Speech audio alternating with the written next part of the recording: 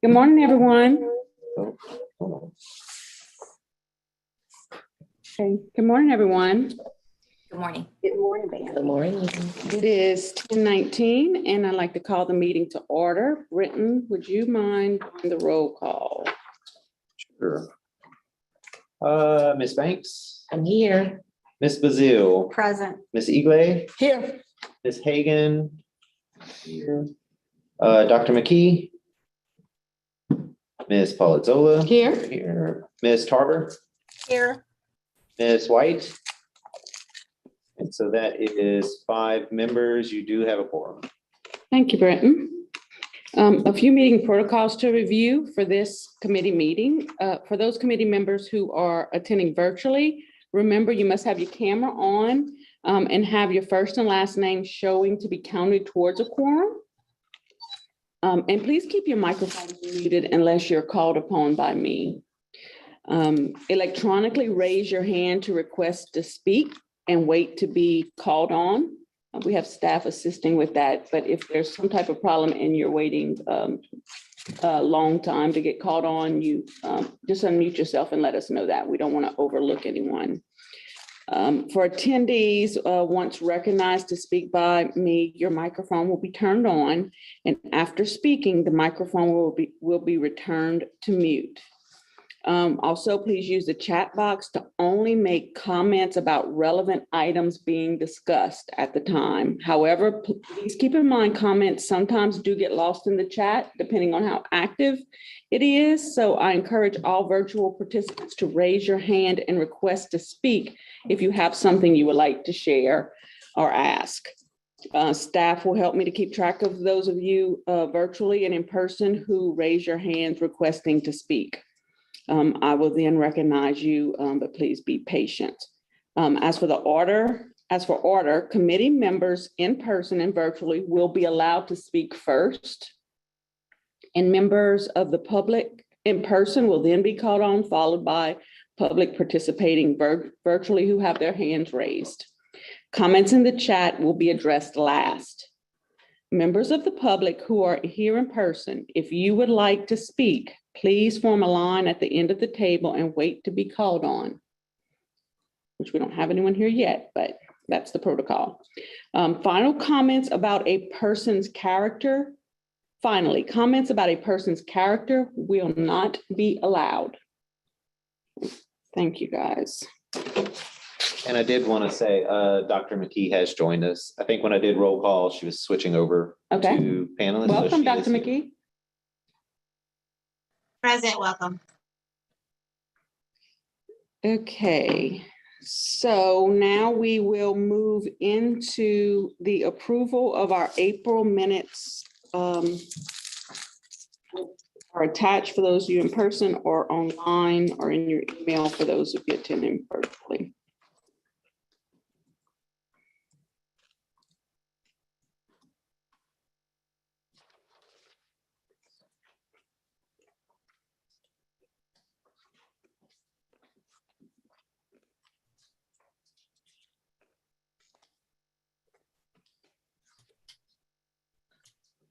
Approved by unanimous consent if there are no objections. Okay, are there no objections to approving the minutes? Or I should have said, are there any objections to approving the minutes? Okay, so they were approved by unanimous consent.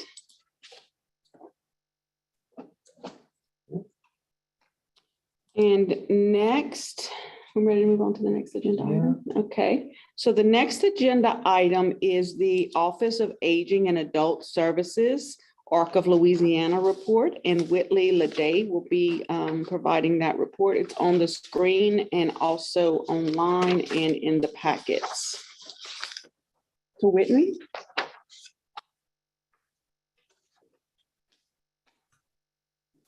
Hey, good morning. Can y'all hear me? Yes. Hey, my name is Whitney. I'm the new project director for State Personal Assistance Services. This is my first time giving the report, so I will do my best. If you'll have any questions, just let me know.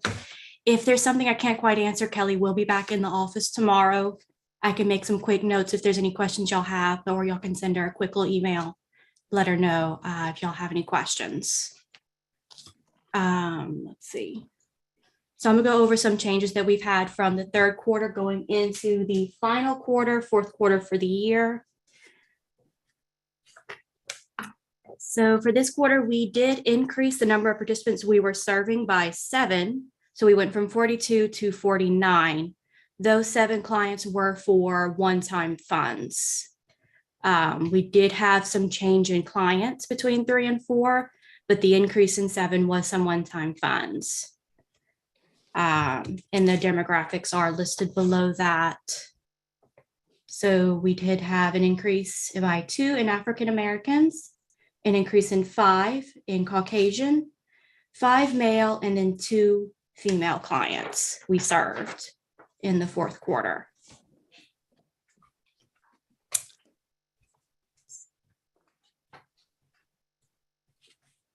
So of those 7 clients, we served a total of 49 in those regions. We did have an increase in region 1. Region 2 went up by 2. We lost 1 client in region 4, 1 more client in region 5, 1 more region in region 7, and then we had a decrease in clients by 4 in region 9. Why did you have the decreases? I'm not sure offhand. We did have some clients went off the waiting list. We did have to remove them. A few had passed away.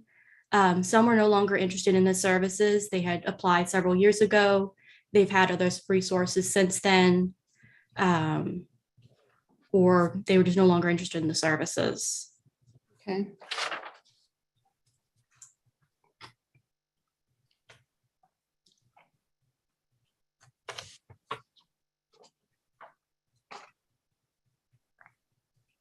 Okay, so of the 49 participants,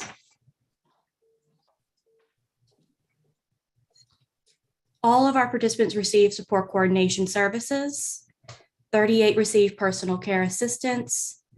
3 are receiving rental or utility assistance. We provided 6 with assistance with medical supplies or equipment, and 2 for a vehicle or a home modification.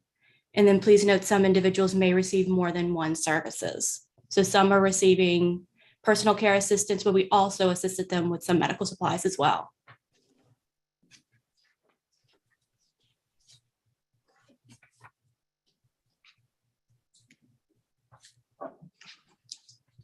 All right, and this is our total expenditures for the fourth quarter. There was a significant change between the third and fourth for PCA services. That was primarily the end of the fiscal year, getting some outstanding invoices from our agencies and getting that processed.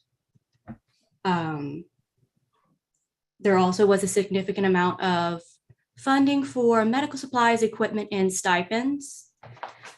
In the third quarter, we did have 4 participants that left our program. I know 1 went to a nursing facility, 1 declined the services, another went to a group home, and I believe 1 passed away. So their remaining budget was allocated toward one-time funds while we onboarded some new participants.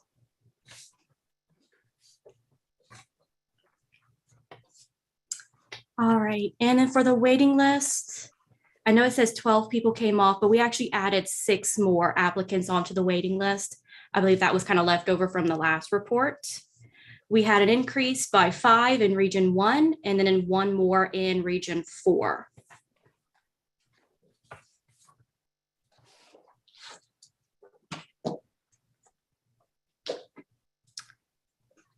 And that is their percentages.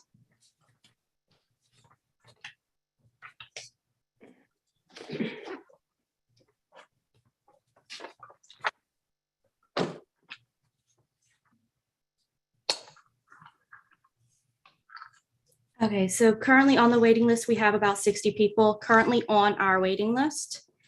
Most are looking for PCA services. We do have a few that are looking for home modifications, medical equipment, Doesn't look like we have anybody interested in rental assistance at this time. One's interested in transportation and two are interested in therapy.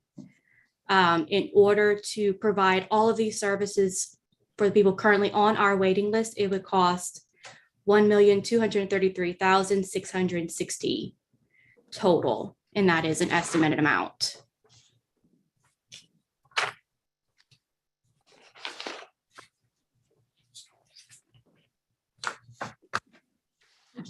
That's the last of the report. Do y'all have any questions?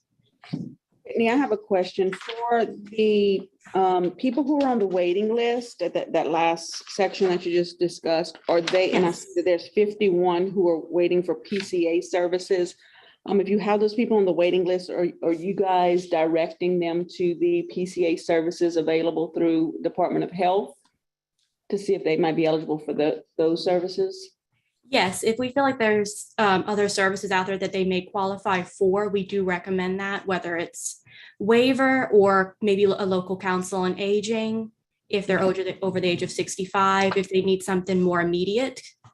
Because right now we do have about 60 people on our waiting list. It could take a couple of years before we would have some funding for them.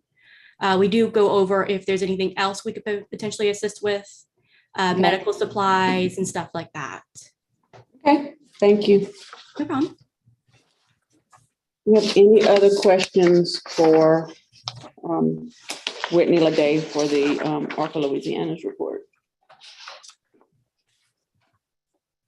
Okay.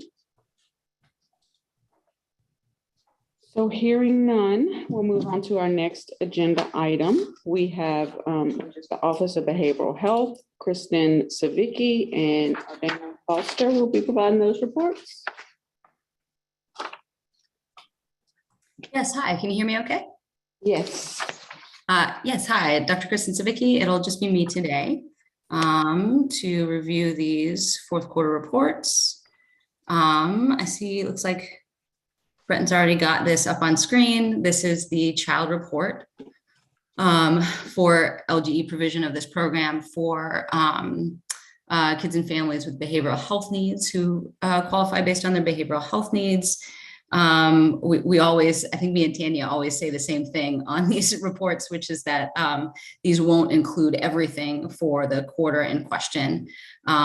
So as we know, this is the quarter four report, but it is not the year end report. There will definitely be invoices that don't show up on this because they hadn't been processed by the LGE yet at the time that the report was requested.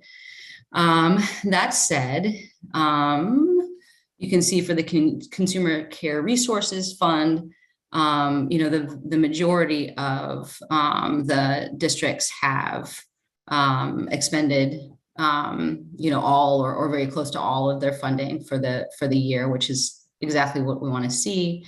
There are a couple who are low on their expenditures and have specifically Metropolitan has a note in the note section noting the barriers that they experienced in getting the funding out this year. There was some COVID related barriers and some, kind of larger factors that resulted in them getting fewer requests this year than is typical. And I think that the other LGE that's, let's see, we still need some more information, I think, from some of the other LGEs about the low expenditures, which we'll make sure is included in the year-end report. But I know, for instance, Jefferson Parish noted that a couple months of invoices had not yet been processed. So that 70% is likely to go up a fair amount. So that's my kind of quick overview of the Consumer Care Resources on the child side. Let me pause there, see if there's any questions.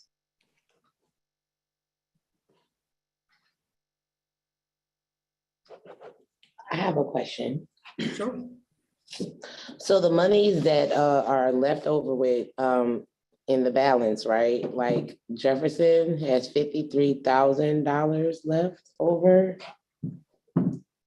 At the time of reporting, yes, correct. But that you said they have some more invoices that has to be paid, correct?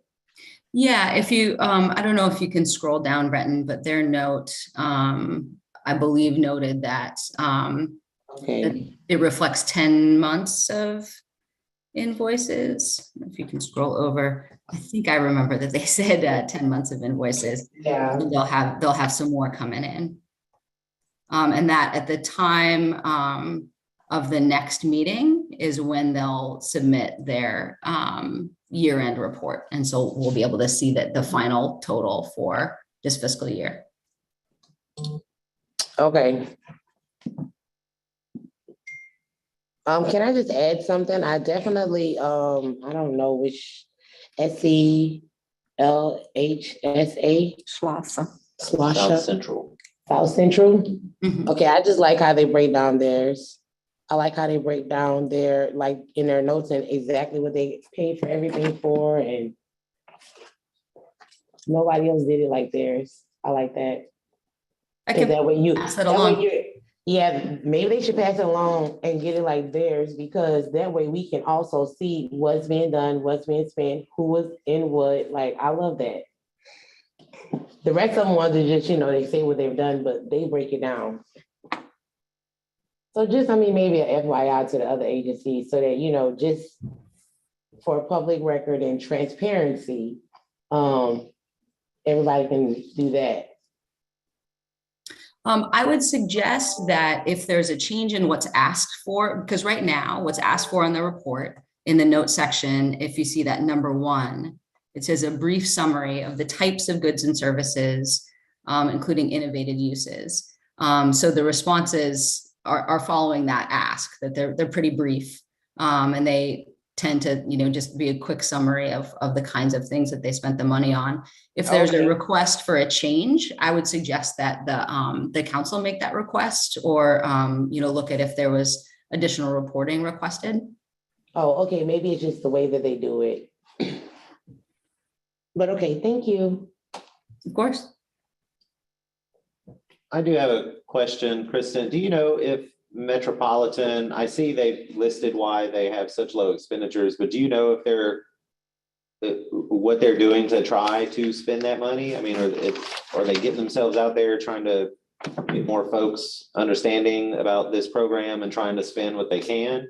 I mean, I understand, it seems like some of their issues they're having, or I would say it's not just that region. I mean, everybody's been impacted by COVID. So I'm wondering how some of the other regions are still able to keep up their spending, but a huge area like Metropolitan is so low. Yeah, I'll be making that request. I mean, I assume that I'll be making that request to Metropolitan once they send their final report. If they're continue to be under that 95% threshold that we look for, then I'll be requesting a corrective action plan from them, on which they'll be asked to detail what they're doing, what they're going to do in this coming fiscal year, to really try to get that funding connected to families. So I will, just as part of our regular process, I'll be requesting that after the final report. And I would just note that their note, and this is, we should probably seek more specifics for Metropolitan, but just as one thing to note, if money is going for things like school uniforms, Right. things that are relevant to in-person schooling, the COVID restrictions in New Orleans lasted a lot longer than in other regions of the state. So that is one potential difference, just to note. Gotcha. Yeah, and I see they listed also they were using some federal assistance as well, so I know that could impact. I just was wondering if they were trying to get creative, looking at things outside of related expenses. But certainly if they're not in school, other expenses from being home would creep up, and I would like to think they could kind of pivot their focus into other opportunities, use funding outside of school-related expenses. Maybe it's okay. Yeah, I mean, I think their note there is that families were receiving significant federal assistance Gotcha. during that time, and that reduced some of the need for families to reach out to Metropolitan for those kinds of supports. But yeah, I will definitely have more information from them. I imagine because I'm guessing based on that current spending rate, that they won't be able to, get to that 95% with any, last minute end of year invoices. So I will be requesting further detail from them about their plans for this coming fiscal year. Great. Any other questions or okay to move on to the flexible family fund? Yeah, you can go ahead and move on. Okay. So on the flexible family fund, this report tends to be, fairly straightforward because this is once families are, I'm sorry, I'm getting notifications about the recording. I don't know if everyone else is hearing that. Sorry, that was me. I hit a wrong button. It Oh, should be that's stopped fine. now. Just wanted to make sure I wasn't doing something wrong. Yeah, so again, flexible family fund, the expenditures are pretty straightforward once families, get through the wait list and get into the program. So those are pretty well expended. The one exception there is, I believe it's North Louisiana, that has noted some difficulties they're having filling their slots, that a lot of folks who are kind of on their wait list had aged out, and that they talked about some of their efforts to work on filling those slots. I don't know if you can go down to the notes section, Brenton, but they're the only ones who are low in expenditures for the flexible family fund. Yep.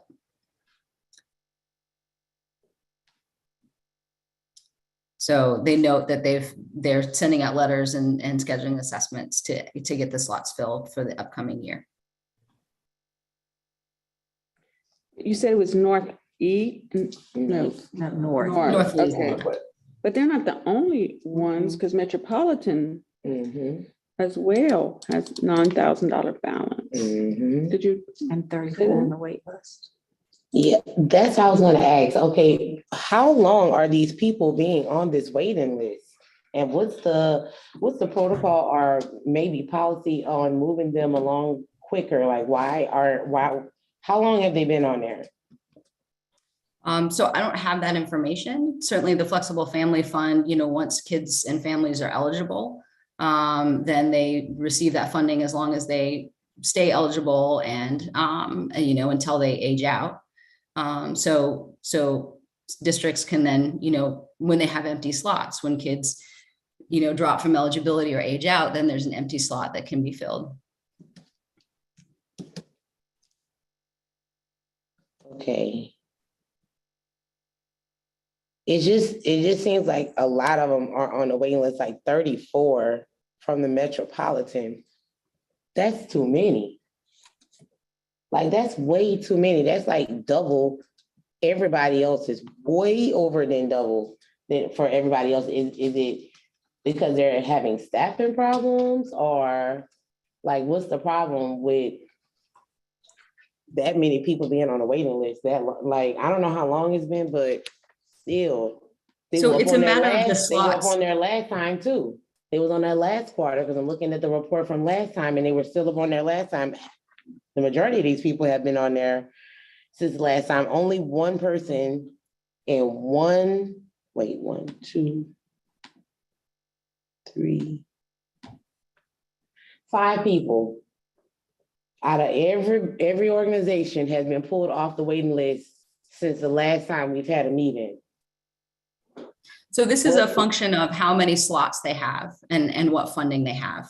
So the LGs have allocated funding. And so, for instance, if we're talking about Metropolitan, they have 48, they have the budget and the funding for 48 slots. 48 of those are filled. So they don't have any open slots with availability to move any of those waitlist kids over into open slots. And then they don't have the budget to increase the number of slots that's being filled. Is that correct? That would be a question for the individual LGEs, given that they manage their budget and allocation for this program. Well, can that definitely be brought up, because they have a balance. They have money they haven't been used. So, and then they have people that's on the waiting list. It looks like to me they can open up some slots and they can afford some more people to be up on something, especially with all of these values. I know we haven't got the whole report from the fourth quarter. I get it. But still, I feel like some kind of budgeting should be going on where it should raise this up some more. So Especially if it haven't been used yet, like it should have been used already. If all the slots already used up, all the people already filled, it should be very close to being, used. What could have happened though, is if they might have had 48 field, somebody got off and by the time they got the next person on, there were some months, or it could have been 5 people, like there could have been some months where they weren't at their full capacity of 48 and that created some little excess. Okay. The other thing that I know, not regarding Office of Behavioral Health, but historically, when we're talking about OCDD, the Mhm. Family Flexible Funds, sometimes those regions that have a long waiting list is because they're doing more outreach. So it's not maybe a function of them not doing. Mhm. It could be the other regions aren't doing outreach. You don't know how to gauge it. Oh, okay. So that's another thing just to consider. Am I correct on that, Dr. Savicki? that sounds accurate to me. Yeah, those numbers on the wait list, there's no way to see. So for instance, those 34 kids on the wait list, I don't know if those are the same 34. It could be that they moved kids through and then they continued to build their wait list. So correct. The wait list is, a function of how many slots they have, how many kids have aged out and opened up a slot. And it's also a function of how much outreach they've done to really connect families to this resource, even if they don't have an open slot now, but to be kind of ready and waiting for when they do have an open slot. Can I say something? Can I say? Hi, I'm Jill, and I'm an activist. I go to the ARCA GNO Uptown Community Center, but this is my biggest fear. Why do people with developmental disabilities have to be on a wait list for a lifelong just to get a job or to be who they are? I mean, is it because of the country's funding? Is it Louisiana's funding? Is there not enough providers? I mean, these people want to give back, and just to wait forever, it's kind of like, what do you do? I mean, why is this happening in our state? Because it's touching to me. I don't work, but I activist for the ARCA GNO, and I'm on the DD Council, and I represent anything I can. But why is this happening? So Jill, I think like that question is a question since about DD, maybe with OCDD and their employment outreach and maybe LRS. So like our meetings, either the 2 committee meetings, we might have an opportunity for that. Now, it could be like our people with behavioral health is behavioral health. There could be some people who have both DD and behavioral health. And that's a very important issue to think about as well, like how are we looking at employment for. Because, you might say a job, but when are they going to actually have a career? Because I think people with disabilities can go get a degree at college and make a career and be activists with the state. Mhm. I mean, when I wanted to do LRS, they turned me down because they knew my big role. And I just said, you know what, I'm moving on. And I am the person who I am today. Mhm. Brenton, you have a comment in the chat. Okay, are there anyone's hands raised? I don't see, can you guys hear me? Yes, I can. Okay, I don't see any hands raised. Okay, so can you read the comment? Yes, Miss Melinda Elliott says, if there is a waiting list, it would definitely be interesting to know why it takes so long to fill the slot. When there is funding available, filling the slots should be a priority. And there's another comment. I'm not able to read the person commenting. Their name is Samsung. And the comment is, from my understanding, the behavioral health are done separately from Flexible Family Fund. So behavioral health has a flexible family fund as well as OCDD have flexible family funds. Sometimes that's confusing, but right now we're talking about Office of Behavioral Health flexible family funds. This is for children. Both of them are for children, but they're two different programs in both of those offices. And actually, sorry if I could, just to clarify further, we at OBH are providing this aggregated report from the districts, but it's actually not OBH funding.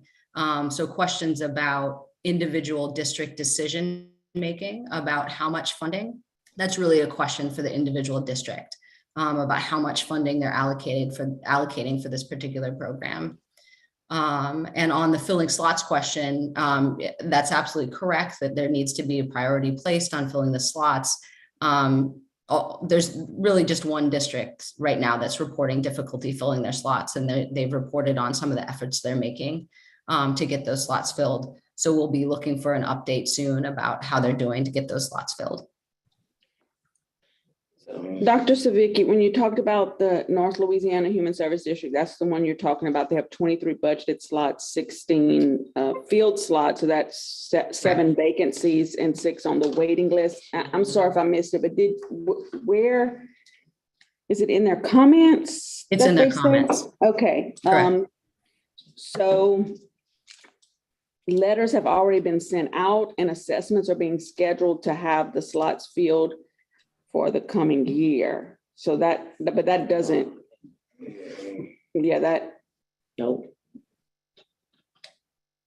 doesn't answer why. It just doesn't answer why the slots haven't been filled, correct, Bambi? Yeah. Like, they have the people on the waiting list that can be put on to be served, and yet they're still not. And then last month, there wasn't either. The last report that they have, they still had spots that needed to be filled on there, and they still had people on the waiting list. So I'm not sure what's going on with the region or where the breakdown comes in at, where these people cannot be moved and being served. They shouldn't even be on a waiting list. They shouldn't have a waiting list at all, because they have the slots available, budgeted to fill, and then they have the people on the waiting list that's available. That should not even be looking like that right there at all. Well, And then there's no explanation on why they're not being served. Like, why haven't they been moved over to why haven't they been moved over? It's no reason. well, it says that the assessments are being scheduled, but my thing is that they're saying that the slot, they ended up with not filling all their slots because people aged out. Like, that's something that they can predict. They know that the child is turning 18 at a certain time, so they should be able to feel that. Now, if it had been people just exiting the system out. Just by choice. Right, then that could be something they can't predict, but this is predictable. It is. So. But not only that though, Bambi, they still have the people on the waiting list. And I know when you're on the waiting list, you've already went through some type of assessment. Mm-hmm. So what are they talking about? They need more assessments for these people when they already have had an assessment. I'm just asking, do they have an assessment already when these people are on a waiting list? Because usually you have to fill out some type of paperwork, some application. You have to go through something to be put on a waiting list to know that you qualified for it. So my thing is, they still haven't been moved off. They have the assessments. If that's how they do it, that's my question. Is that how they do it? Like, once they're on this waiting list, is the assessment already done? So there is a process outlined in the Flexible Family Fund manual for entry onto the wait list. I think the situation that North Louisiana has reported in the past is that they had a large group of kids, I think, kind of filling their slots for a long time, such that the people on their wait list had been on their wait list for a while. And so when North Louisiana, and this is in comments from previous reports, because they have had some of these issues in the past, that they would then reach out to folks who are on their wait list. But the assessments from those kids on the wait list could be a couple years old. And so there was a need to get that stuff updated. But if the council is interested in a larger level of detail from North Louisiana about their Flexible Family Fund program, then I would suggest outlining those questions and getting those to North Louisiana. For our part at OBH, we will be requesting a corrective action plan on the situation because they are below their the threshold of slots filled that we want to see. We want to see 90% of slots filled any given quarter, and obviously this is below that. So we'll be getting their corrective action plan on the situation, but certainly if the council has additional questions, you can certainly make that request to North Louisiana. Dr. Savicki, so we definitely want to duplicate, duplicate the work. So are that corrective action plan, is that something that you can not necessarily share the whole corrective action plan, but be able to share with us at the next quarterly meeting what they reported? I will, yeah, I'll request that. I'll clear that with them and make sure, because that is a kind of internal OBH to district reporting process, but I can certainly ask that there be a version of that can be shared with the council.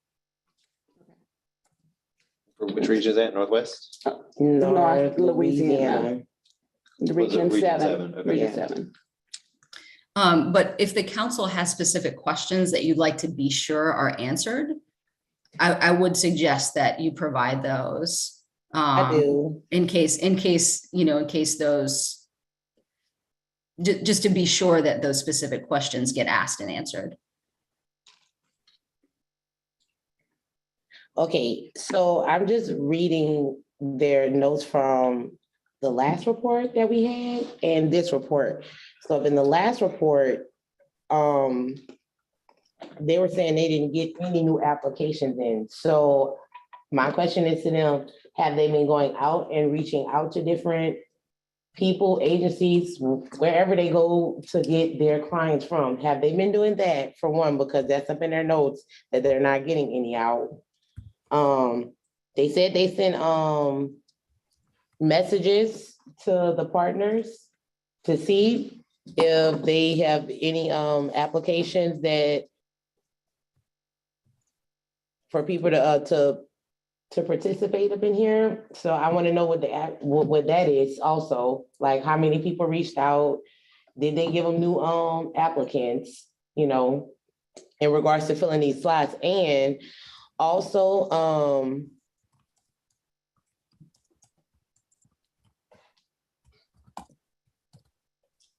when the corrective action, I guess whenever you guys do the corrective action in regards to, can we see a result? Like, I guess make them produce a result into, all the questions that we've asked. We would have to do that. So the things that you're saying, Yeah. like what she's saying is what they can do OBH, since it's not OBH funding, they can ask for corrective action because they're not at that 90% threshold, 90 or 95% threshold. Yeah, and it's, But what she's saying is if we want something more than that, then the questions need to come from the council.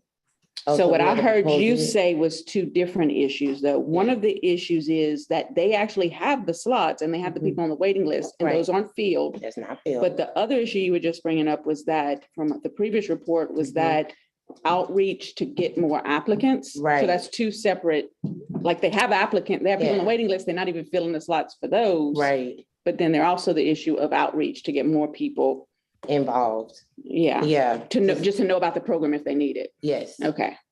I mean, one of the things is under the corrective action plan, they may actually address what their outreaches are. So I am wondering if a lot of the questions you have might be addressed in their corrective action plan.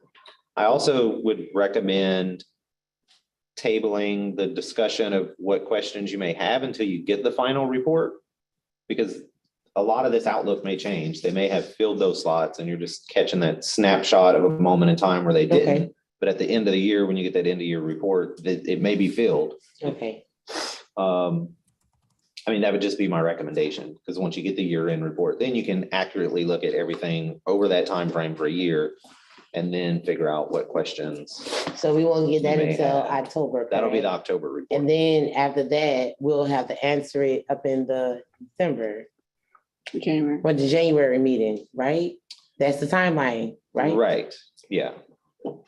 I mean, because you meet quarterly to do business, so you're gonna Right. get the information quarterly. It'll be addressed. Now, if you get information prior to that, we can send it out to the committee members, but you can't really discuss it or conduct any business based on those results. Right.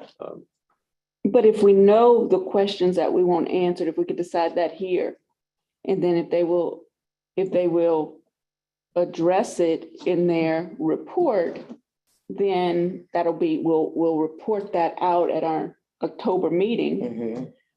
But if those questions aren't answered and you get them beforehand, then you could have something that triggers the council staff to reach out and say, can you provide the answers to this? So wouldn't be initially triggered, it'd be triggered at the point that that information is received by council staff. I mean, we'd have to go through you to reach out, because you're the chair. Okay. But yeah, I mean, you can develop your questions and then wait, because we're not gonna see this result. Well, actually, I don't even know if we're gonna see the corrective action. I think what Kristen was saying was she's gonna request if they'd be okay with sharing some sort of information about what they're doing, or what was included in the corrective action. So what you're saying is once we get that, if the questions that we develop today are not asked, then we will send something out. I'm just trying to make sure I understood what you were, Yeah. and we would also have to develop specific questions that you're gonna wanna ask. Okay. So I think what I heard is what we want to know is what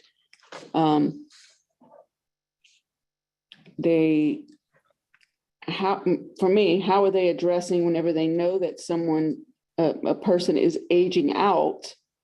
Are they being, at what point does it trigger them to start the process of getting the next person that's on the waiting list? Like, what's their timeline? Yeah. Okay, so like that timeline could be pushed up, they could start it earlier, so as soon as that person ages out, that other person has gone through that assessment process and ready to get on, so that would eliminate that gap in the number there. And then the other point that Nicole brought up was that there was something in the previous quarterly report in regards to their outreach, because even if they had all 6 on the waiting list receiving services, they still would only have 22, and they budgeted for 23 people. So outreach. Some question asking them, how are they addressing the lack of applicants for services or outreach to the community of that they've services, I mean, the funds exist. There is a comment in the chat. Marley, can you read that? Melinda Elliott says, if OBH is requiring a corrective action plan, don't they have oversight over the funding? Her second comment reads, so the Flexible Family Fund program at each LGE had no other oversight than themselves. I am sorry, something doesn't sound right. Okay. So I don't know if the council folks want to answer that, or, I mean, I can just say for OBH, it's an odd situation in which OBH is asked to collect data and provide some level of monitoring and oversight over the operation of the program, but we do not have oversight over the funding. The funding is a part of each LGE's budget that LGEs make their own decisions about how much to allocate to the program. In terms of how they operate it, there are some policies and manuals, and we at some point were able to add some deliverables in the contract between LDH and the districts to set a couple of performance metrics. So for instance, those are the metrics that we're talking about. One of the metrics is expenditure of 95% of the CCR funds by the end of the year. And another one is having 90% of those slots filled at any given time. Now, the LGEs have full control of their budgets. And so a response that an LG can make if they're not able to expend their allocated CCR funds is they can change their budget.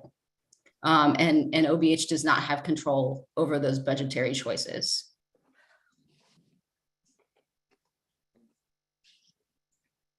And I have one more question. When it says cumulative serve, is that everybody that has been served in the program since existence, or just this year? That's for just this year. The fiscal year? Okay. Right. So it look like some regions are booming with the people that they're serving. Other ones are seriously struggling. Like they have two, to me, that's just struggling. That would be North Louisiana and Central Louisiana. Everybody else is up in like the 40s and 50s. They're the only ones that's in like the 20s. There's another People comment. that they're being serving. I know everybody have different regions and different where they're going to, but those two, well, it might be three. That's in the 20s is like, everybody else are serving way more people. So their outreach needs to be a little bit more better. I'm sorry, are you referencing the number of slots? No, I was looking at the cumulative serve. That I didn't look at the number of slots because the number of slots and then the slots that's filled, and then it has the cumulative number, right? That's the people that has been served, you said, for this whole fiscal year. You could look at these numbers and, some people are 40 and 50 in and, they're up there, but the ones that's like in the 20s, why were their efforts not as great as the other ones, like more people were being served? That's just my question. Can I offer, actually, that's not the way to interpret those numbers. Can I offer some help in what those numbers mean? Sure. So the budgeted slots, those are really the number of slots that this district has budgeted for. That's the amount of money they have for the amount of people that can be served, the number of slots for the year. So Metropolitan has 48 slots. They have 48 of those slots filled. They've served 48 people during this year. So what that tells you is the same 48 kids have filled those slots for the full year, because they have those slots filled and those kids didn't age out. Those kids didn't drop their eligibility. So those same 48 kids just continued to fill those same 48 slots for the whole year, which is fine. That's good service to those 48 families. And you'd only see kind of turnover in slots if the kids lost eligibility or aged out. Mm-hmm. So I'm trying to think of, look, I can't see that. This might be Northeast Delta. They've got 28 slots. 28 are currently filled. They're saying that they've served 31 kids over the course of the year. So what that means is that a couple kids, aged out and they put some other kid in that slot. So that's just saying that there was some turnover in slots. Does that help at all? Right. Yeah, I know. I get that part. Some people have more people that they're serving than others. True. Yeah. Some districts have more funding allocated to budget for more slots. So Metropolitan has budgeted for 48 slots, whereas some of this, kind of other LGs have budgeted, and in part due to population, some have budgeted for a smaller number of slots. Yeah, that's why maybe my question, because are these where they have lower populations? Yes. Okay. Mm-hmm. I'm not quite sure what all the regions are just yet. And I think your question, one of them was Central, so that's gonna be like Alexandria. area. Okay, yeah, that's and the other one. Slauson is you. Yeah, South Central is your well, area. we have a lot of people back there down in my region. So I did want to clarify, get two questions that you wanted asked, and that's addressing the filling of slots when someone is aging out, kind of sort of what's the timeline to making sure that there's swift movement from the waiting list to the slot when they age out. And then outreaches that are being conducted, and both of these are directed to North Louisiana Human Services District. And the outreaches is stemming from, they have slots budgeted, they have people on the waiting list, but they don't have all their slots filled. The question I have, if those are the questions you have, my question is, did we figure out when y'all wanted to send this? Are you sending it now? Or are you trying to see what's going to be included in the action plan, or? So since we have to send probably need a it motion. and OBH isn't sending it. So that would just kind of trigger, I don't know, maybe like more confusion, like it's It might. almost like just to get Dr. Savicki to see if she can share with us as soon as she gets that corrective action report, share with the staff. And staff can review it and see if it answers these questions. If it doesn't Okay. answer these questions, then you could contact me as the chairperson and say, And then we can send, the questions weren't answered, and so we need, that triggers us to contact them directly, this LGE. gotcha. Is that something we could do, Kristen? What's their timeline or what is the department's timeline for getting a corrective action? So we typically request those after the year-end report. And I believe there's a 30-day turnaround. Okay, I think And is that's, that- I need to go back and look, but I think we give 30 days for a response. so we're still looking at like October timeframe before you're sending them something like, hey, we need your corrective action plan. Yeah, that's our Okay. official timeline. You know, I can certainly be in contact with North Louisiana and certainly give them a heads up about the concerns and questions from the council and see if they have the ability to look into it sooner. I just don't know about their Okay. timeline. Gotcha. There is a comment in the chat. Can you read it, Marilee? Yes, it's a question from Miss Melinda. She says, so the percentage of funding through Act 378 does not apply to the LGEs. I mean, I can start with the response, but I believe that's a reference to, is it Act 73? That has the percentage of, I believe that question is about the recent legislation about percentage of LGE funding for developmental disability services. I don't see her responding to your She question. has her hand raised, Marilee. I think it just went Oh, up. okay. There we go. I'm going to allow her to talk. At some point, it's just easier to use the words than to try and type it. Thank you.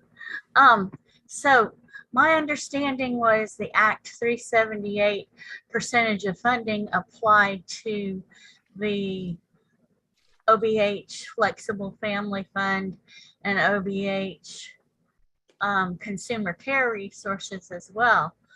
But if the LGEs are the ones making the decisions how much they spend there, then that means the percentage of funding doesn't apply?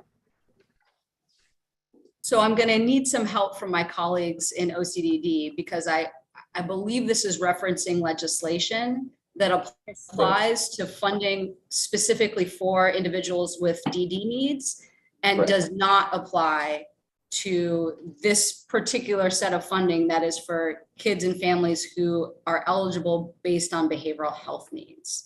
But please, somebody in the room, let me Yeah. know if I'm misspeaking because this is a little out of my scope. No, you're correct, Kristen. It's Act 73 of 2017. And so it does put that 9% of the equivalent of the LG's state general fund has to go to DD services. But yeah, it does not apply to OBH. It is just DD services. And there's no requirement in Act 378 as far as a budget requirement. There's other requirements in the requirement for us and for these agencies to work together, and that's what this committee is here for. And then we have somewhat of the authority to be able to ask some questions and expect that the agencies will work in fulfilling that law, but there's not a percentage requirement. Is that correct? Yes, correct. Okay, good. I don't know if that addresses your question or not, Melinda. I'm hoping we interpreted your question correctly. No, it doesn't, but I'll take it up separately later.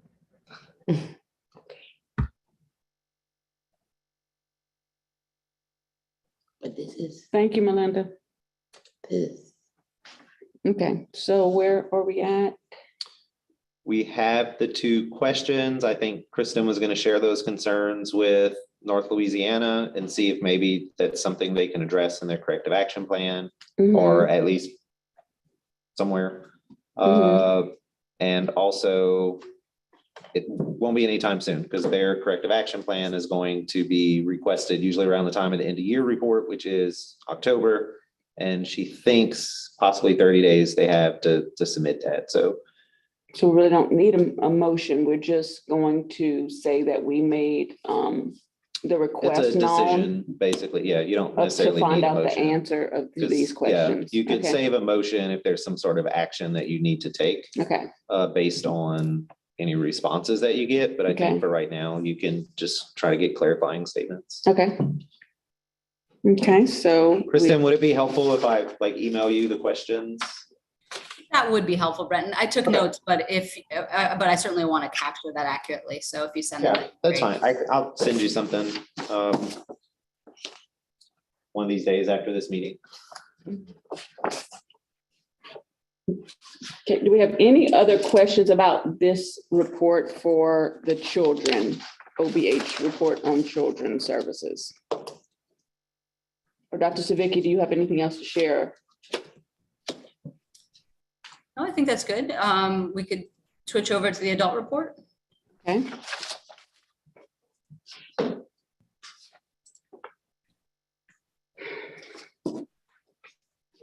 Which is significantly shorter and has just one, I think, issue similar to what the council has been concerned about in the child report, which is that Central is significantly underspent for this particular bucket of funding. And they have some information that they provided in the notes below about some difficulties they've had, some barriers they've faced based on a transition between the agency that they contract with to administer these fundings is undergoing. Oh, somehow that's not showing. If you scroll down, is it on the next page? One of the agencies There we is go. missing. They report that that VOA is their administrator for this funding, is how they get this funding connected to families, and that agency, they're undergoing a transition in sort of the administrative location and head of that organization, and that's been a barrier. And they do think that amount will go up when they finish processing year-end reports, but they do anticipate being underspent for this fiscal year and getting back on track for the next fiscal year. Was her hand raised? Nicole, I'm sorry. Okay, so looks like one of the LGEs is missing from the last quarter to this quarter, the IMCAL. I don't know who that is. MCAL? Yeah, I think it's. is it this one? It's Is that, probably is that it's just labeled differently. ICHA? What is it? Imperial Imperial Calcasieu. Calcasieu, Okay. yeah. So is that the same? Okay, Yeah, it is. okay. I was just making sure. It just looked different. And they are a recent addition because they haven't traditionally been on this report, but the last, I guess, this year they had fun. Well, they doing good. I mean, from the last report to this report, they was cumulatively served 40 people, and now they're cumulatively have served 83. So whatever they doing, take notes. Not saying that everybody else is not doing. Let me not discredit any other agency. Let me clear that up right now. Let me not discredit any other agency, but the numbers don't lie. That's all I have to say. There's another comment.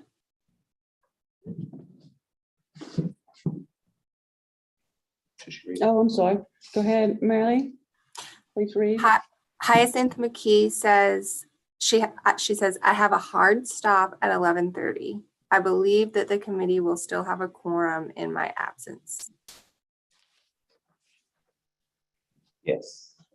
They will. Any other questions about the OBH reports?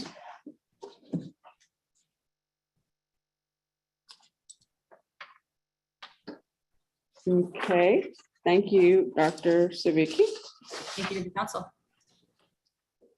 So next item on the agenda is Office for Citizens with Developmental Disabilities. Is Tanya available? Yes, I'm on. Are you able to hear me? Yes. Hi. Dr. Julie Foster Hagan wanted me to let y'all know that she had another meeting that was scheduled at the same time as this, and that's why she's not here. So I just wanted to let you all know why she's not here. Okay, so we'll go ahead and get started with the OCDD report. And this report is compiled by information that each LGE sent individually. I put it together on this report. We'll start with individual and family support funds. Just as Dr. Savicki said, these figures, although they are from the fourth quarter, they are missing invoices from the month of June. So it's not an end of the year total expenditure report. And I was actually thinking maybe this would be a good time for the DD Council to take into consideration the possibility of shifting meetings so that perhaps we could get each quarter's full accounting if it was moved a month, but that's something y'all can discuss on your own. Okay. Have to address the bylaws. I know, I'm just like gonna throw that out there again. But So- that's why we have the end of year reports to capture what is missing. Yeah. Okay, so the individual and family support, the statewide, they've spent 92%. Even though like the one LGE there's two LGs that are low, Capital Area and Imperial Calcasieu, are at 88%. So Capital Area's comment says that individual and family support balance does not reflect June's spending. They do anticipate spending at least 95%.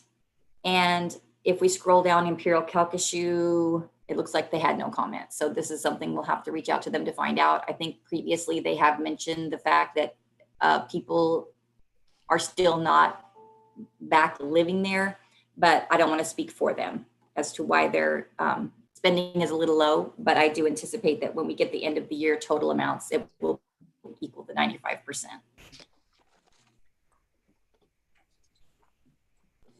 Question. Yes. Whenever the agencies haven't reached their total amount of spending, let's say by the fourth quarter, how many times can that happen before like the other one that what's the lady that we just finished, Dr. Slavecki?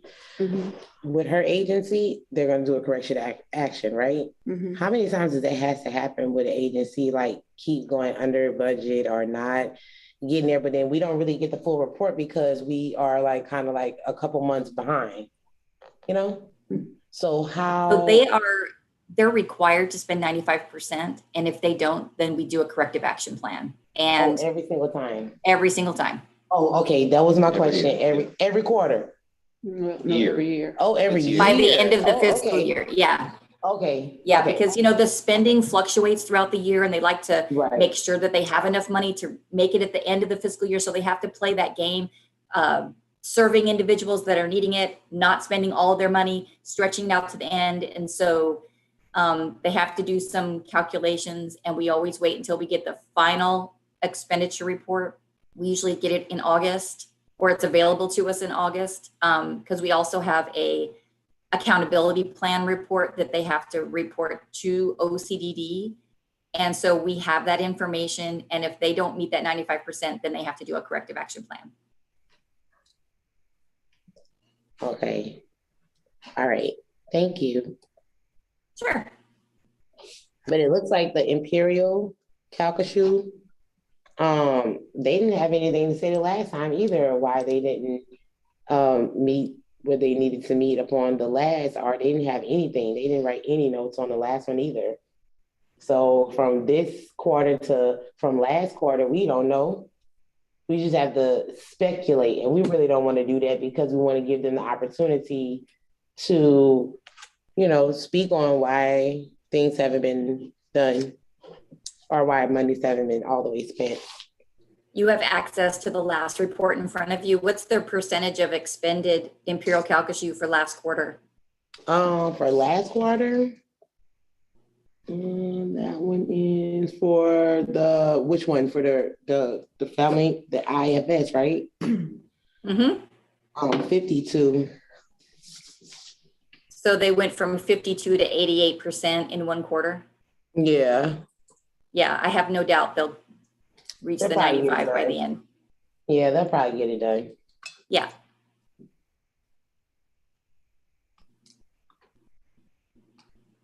Any But the questions one- on IFS?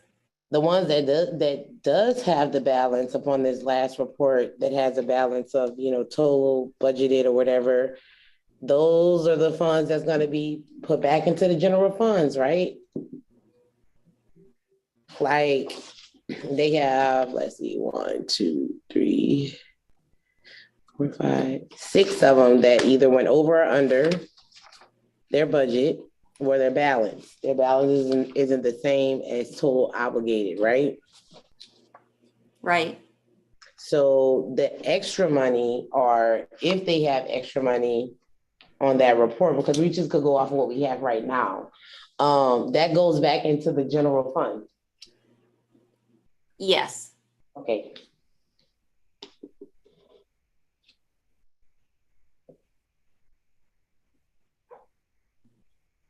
Okay, I yield the floor. All right. Flexible Family Fund. I did ask Metropolitan about their Flexible Family Fund report. It was a little confusing to me. If they had 128 slots and they had 128 filled, why do they have $6,000 left over?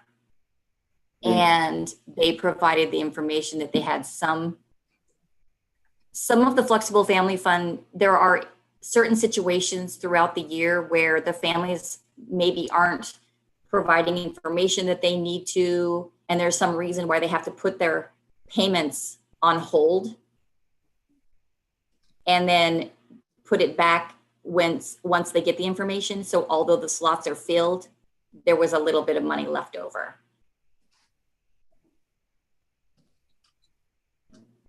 Okay, so they currently have 3 organizations that has slots open and people on the waiting list.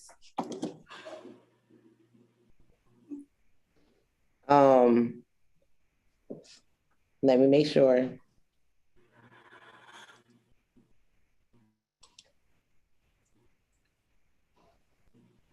Okay. It doesn't say why these slots have not been filled. And this is from, hold on, I gotta get my little. Okay, South Central, Central Louisiana, and then the last one is Jefferson Parish.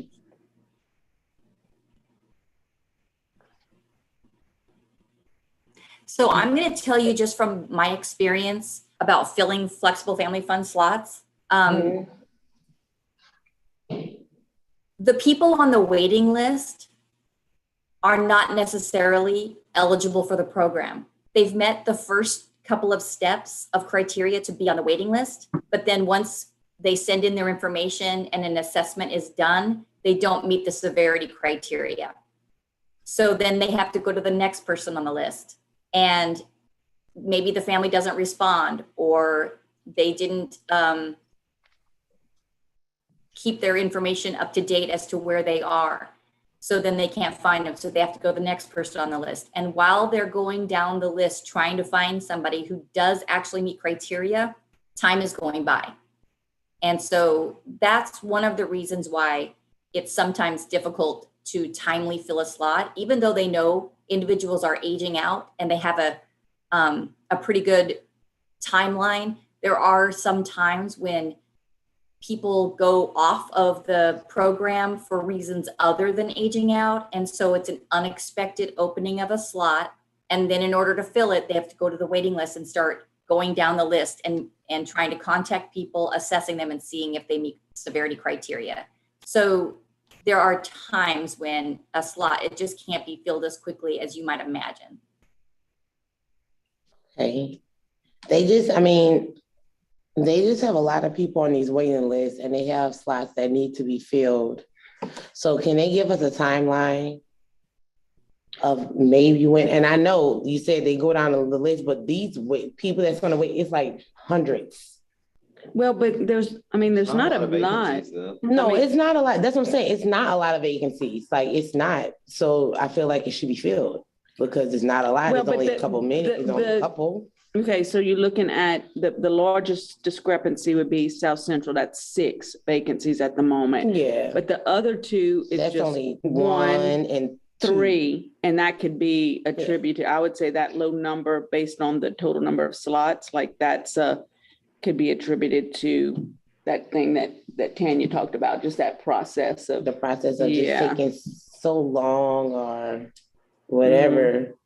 Mhm. Yes. Do we have any other comments from committee members or from the this is committee Yeah, members? okay. So next in the process would be for people in person, correct?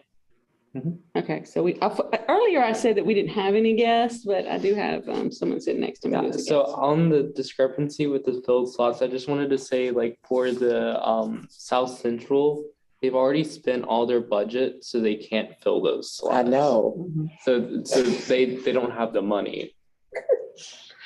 So then they didn't really allocate it correctly. I think it was They because of like, shifted it, yeah. because as you see, like they served 152 and they budgeted for 146. So I think they had unexpected turnovers.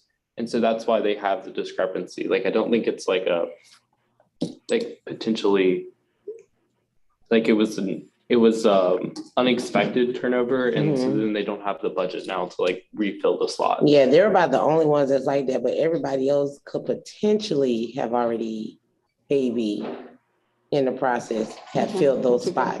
point. So that is a good point. They don't have the money. They don't. So they can maybe be off the hook, but the other ones that do have the money, that hasn't been done, there's only 1 and there's only 3.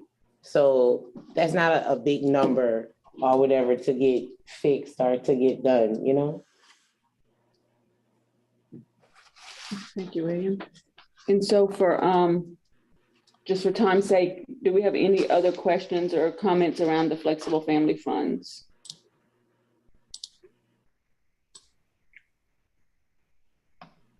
Okay. There is a comment in the chat. Can you read it, Marilee? Yes. Some of the families are left on the waiting list due to the list not being monitored. Many of the issues exist due to a lack of staffing in the human districts. The families are left in the dark, just like the Developmental Disabilities Council. Who's that from?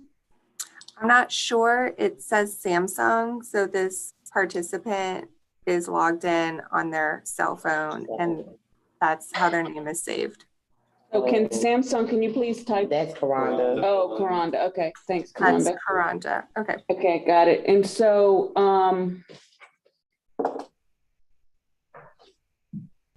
okay. I'd be happy to speak to that. There is in the policy, every year, everybody on the waiting list receives a letter and they're required to submit documentation every year confirming that they still meet the criteria to be on that waiting list. So it is monitored every year to make sure that the people on the waiting list at least meet the criteria to be on that waiting list. Okay, Tanya, I'm getting confused because I've been doing this for so long. I thought we changed that, but because I remember discussion about making people prove they're still eligible every year when they may have to wait 5-10 years before they become eligible for it. Did that not change?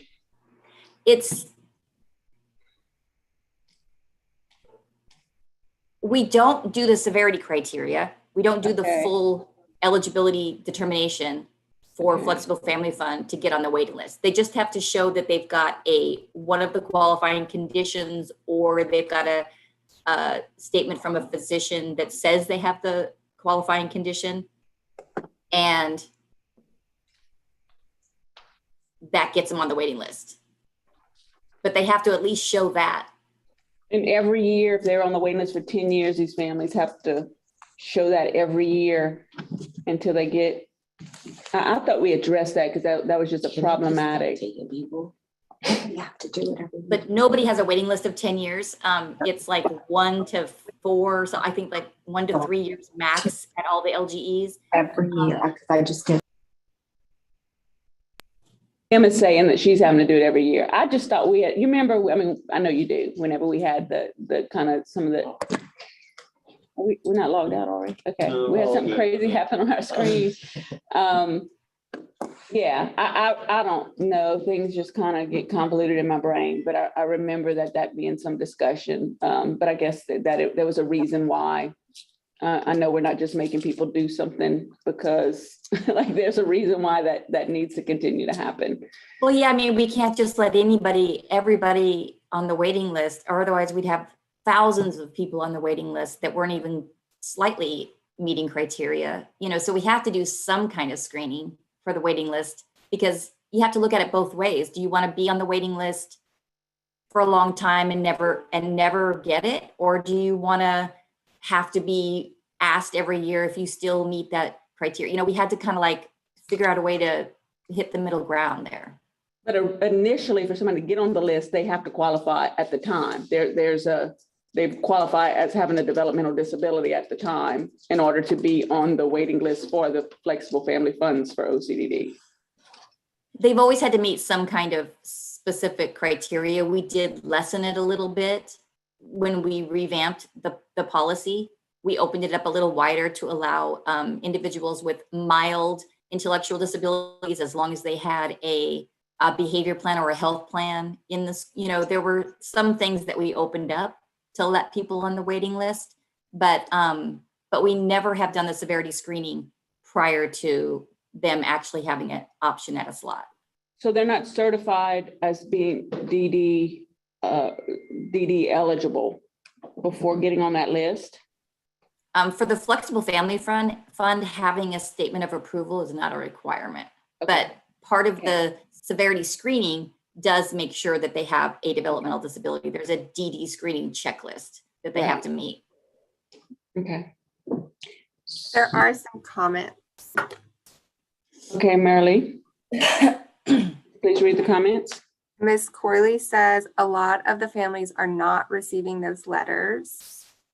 Susan Reen says, we always encourage families to check in with their service coordinator at their HSA to update them on their address or phone changes, etc. Coronda Corley comments, the reason for the families not receiving those letters is not due to the family's failure to respond. Many of the families can't get in touch with staff because the human districts may have only 2 employees trying to do everything for the DD families. That's part of the problem. I am more than happy to elaborate away from this meeting. And I believe that's all the comments. And I don't see any hands up. Thank Let me you. ask a question. Okay, so we have this waiting list. We have a little bit of a criteria that they have to meet before they can get on the waiting list. So the ones that are currently on the waiting list, would they be able to qualify right now if their name came up to par? Like if their name got called and like, hey, it's your next time, you're up to receive funding, are they good to go? Because there's no need for them to be on the waiting list if they are not going to be good to go as when we call them. If They they're still not have even to meet the qualified. severity criteria before they can actually get the stipend. So there are people on the waiting list that may not qualify. Oh, why are they on the waiting list? Well, they don't do okay, I see Carlos Amos has his hand raised. Maybe he's gonna, Mr. Amos. I don't hear you, baby. Okay, Mr. Can you Amos. hear me now? Yes, Yes, I sir. can hear you. I just wanted to kind of explain it because those assessments that they have to do to determine if they meet the criteria are lengthy. And for the number that they have on that waiting list, if they had to do that for every single person, it would take forever. So they do a small scale of it to just see if they sort of qualify to keep them on a waiting list. But once those slots are available, they have to do the complete assessment to find out if they qualify for that severity rating. So that's why, so we don't know for certain once they come up off that waiting list if they will qualify. But, there are something, because y'all had some good questions, there are some measures that we could take to kind of predict and to, to start those assessments early. So like if you have 3 slots open, we shouldn't send it into the next person on the waiting list. We should send it to the next 3. You see, so there are ways that you could do things to make sure that you don't have people waiting for a long time, or if they're not eligible, you already have some assessments out,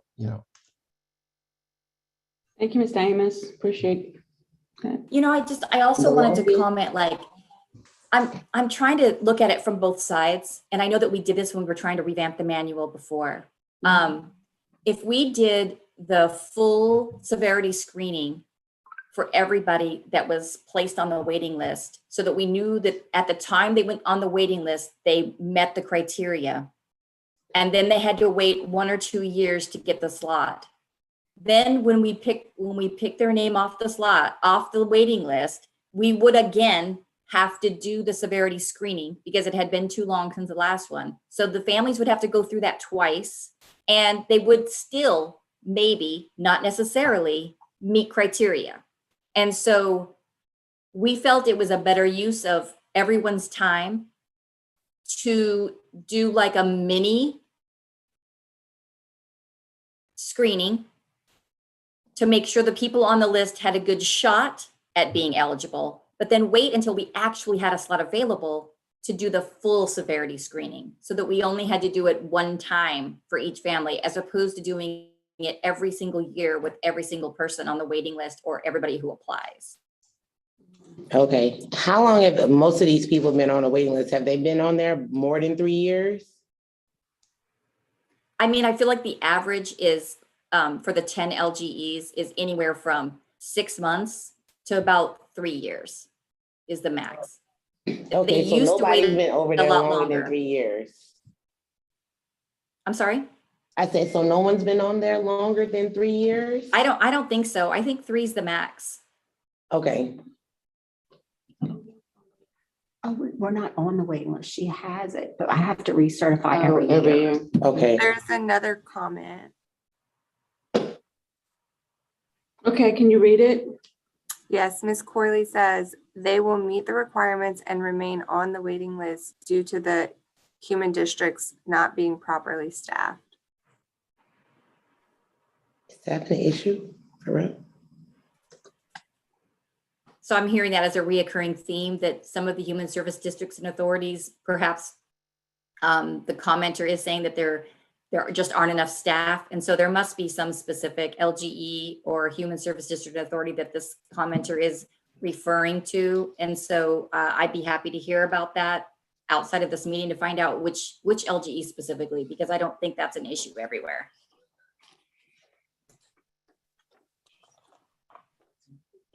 Talk about issues with the Okay, I just find it interesting, your comment about that the waiting list for the flexible family funds is only 3 years. So that means basically it has to turn over. People are aging out, like a third of the list is aging out every year or leaving for some reason, leaving from it in the program. Because that's the only way that would be happening. Right. Because once somebody gets in, they're 8 years old, that person has that slot for 10 years. That's right. So is that, or is it that when people finally get the slot, they're older, so their stint on receiving the flexible family funds is just shorter? Is that? the case? There's a million different reasons for it, but I would tell you that it's because there's several people on that waiting list that just don't meet criteria, or they don't respond, or like the commenter said, that for some reason, well, I mean, I have to represent my LGE, so it's just, if there's a quick turnover, even though it doesn't seem like there would be, because the waiting list is much longer than there are actual eligible names on it. Okay. So they move down that list. Okay, that makes sense. Thank you. Okay, so I think you can now move on to the Act 73 compliance report. Okay. So for Act 73, all of the LGEs were given the requirement of spending 9% of their state general funds towards DD services. This report shows you the total state general funds that each LGE was given, how much equals 9% of that, how much the LGEs actually budgeted towards DD services. And then 1, 2, 3, the fourth column shows for at this point in the fourth quarter, the total expended. And then that last column shows the percentage of the 9% that's been spent. So, I mean, I think that you can see that many of the LGEs actually budgeted over 9% and have already over to spend, and the other LGEs are very close, and I have no doubt will meet that criteria by our end of the fiscal year expenditure report.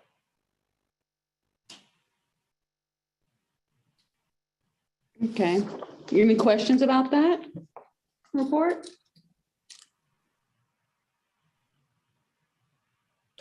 Okay, so it seems like that legislation that the DD Council advocated for is working.